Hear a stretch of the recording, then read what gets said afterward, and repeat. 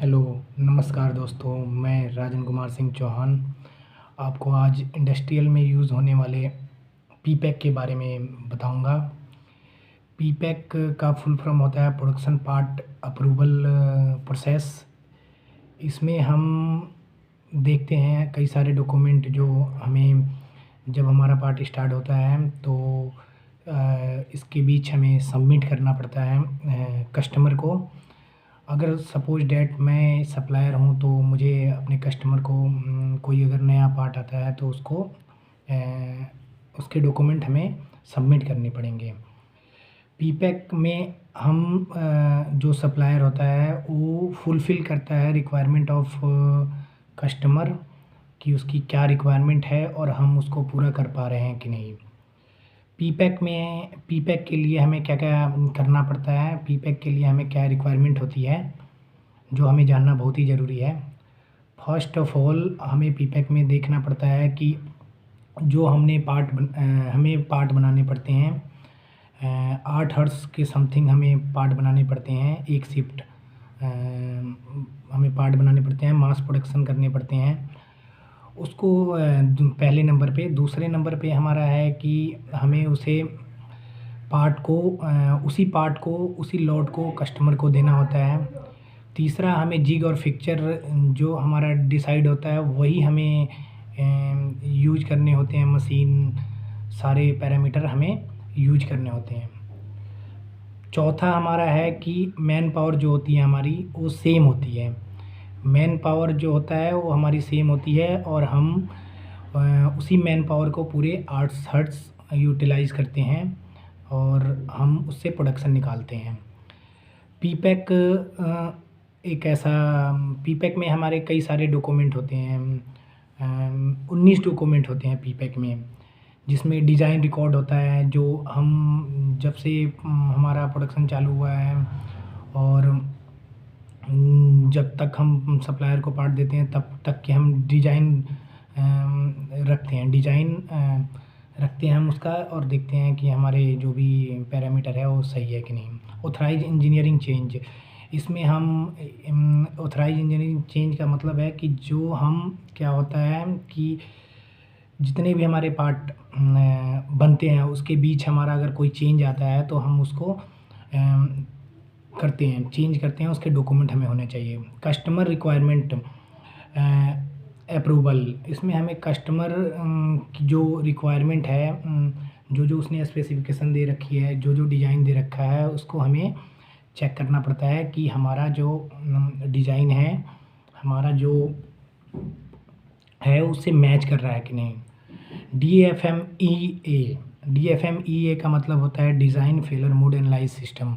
इसमें हम डिज़ाइन में होने वाले फेलर को हम चेक करते हैं और देखते हैं कि हमारा जो डिज़ाइन है वो हमारा डिज़ाइन और कस्टमर का डिज़ाइन मीट कर रहा है कि नहीं। कई बार होता है कि कस्टमर हमको डिज़ाइन नहीं देती है, फिर भी हम उसको क्या करते हैं, सप्लाई करते हैं, अपना डिज़ाइन देते हैं, फिर वेरिफिकेशन होता है, फिर डिज़ाइन फाइनल होता है।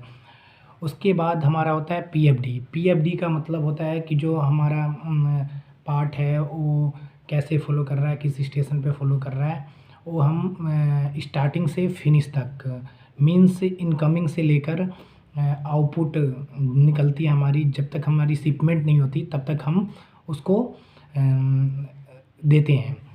उसके बाद होता है हमारा FMEA failure mode analyse system. इसमें हम देखते हैं कि जो हमारी प्रोसेस में चीज़ें हो रही है वो कहीं फेल तो नहीं हो गई, कहीं सही तरीके से काम तो नहीं कर रही है। उसके बाद होता है कंट्रोल प्लान होता है जिसमें हम चेक करते हैं कि जो हमारी डिसाइड हुए थे, जो भी पैरामीटर डिसाइड हुए थे स्टार्टिंग से एंडिंग तक, उसके बाद जो भी हमारा प्रोसेस कैसे फॉलो होगा, हमारे मशीन के पैरामीटर कहाँ पे क्या चेक होंगे, एक कंट्रोल प्लान होता है। और फिर एक कंट्रोल प्लान पे कस्टमर और सप्लायर के बीच हम साइन अप करके एक कॉपी रख लेते हैं, जिसके आधार पे हम अपने प्रोडक्शन में काम करते हैं।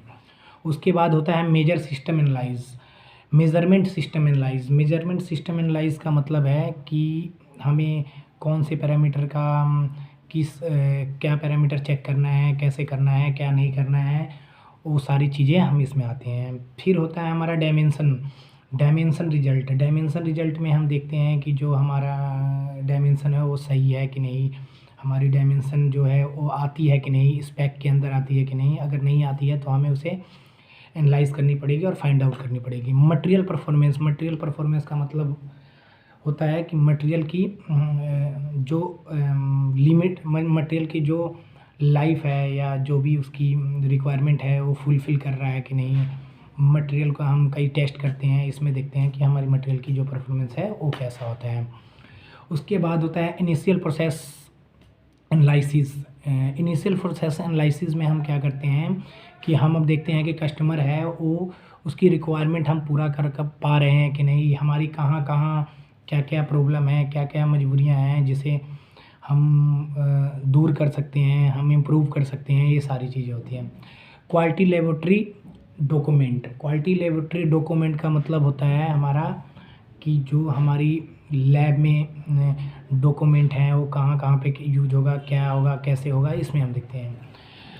अपीयरेंस अप्रूवल रिपोर्ट पे हम देखते हैं कि जो अपीयरेंस है उस ठीक है कि नहीं हमारा, और अपीयरेंस फिर हम कस्टमर को देते हैं। कस्टमर को देने के बाद हम अपीयरेंस एक डिसाइड करते हैं, एक कॉपी पे साइन ऑफ करते हैं।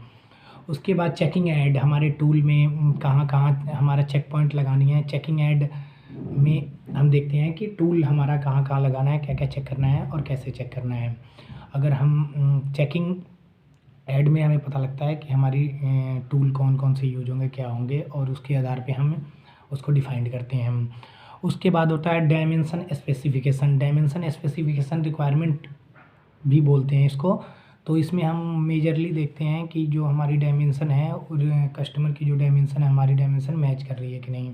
इसके लिए हम सीपी के निकालते हैं, अपर लोअर लिमिट देखते हैं और उसको 6 सिग्मा से हम आपको पता ही है सीपी के होता है। इसमें हम वैल्यू देखते हैं कि हमारा अपर और लोअर लिमिट के बीच में है और अपर से कितना ऊपर हो रहा है और लोअर से कितना नीचे हो रहा है। ये सारी चीज़ें हम सीपी और सीपी पैक में देखते हैं।